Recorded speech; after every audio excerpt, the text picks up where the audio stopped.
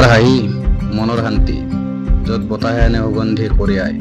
এফালে আশাৰ বৰষুণ, আনফালে মানুহৰ মনোবল, বাৰিষাৰ পানী আৰু খেতি পথাৰ।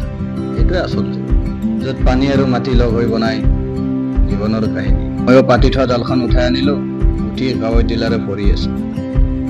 এই ভঁৰালৰ ধান, পথাৰৰ মাছে, গাঁৱৰ চিন, পানীও দিয়ে পোষ্টৰ ফল। পানী আৰু মাটি ভাল লগ, মানুহে তাৰ মাজত ৰচে কাহিনী। এনেকৈ কিন্তু মাছ লাগি থাকিলে জাল পাতি ভাল আৰু পথাৰৰ পৰা উঠোৱা ধান, তাৰ লগত মাছ জুতি লগাই খোৱা থকা ভাল আৰু এয়া গাঁৱৰ দৃশ্য, গাঁৱৰ শান্তি।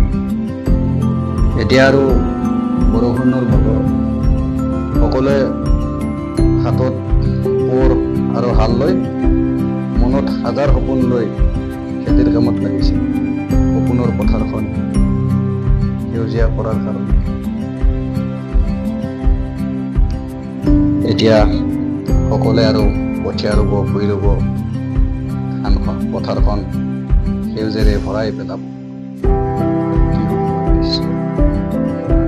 এই পথাৰেও কিন্তু কাকো নিৰাশা নকৰে, কষ্টৰ ফল সদায় দিয়ে, সদায় সুখ দুখৰ লগৰী হৈ এই পথাৰখনেই আছে।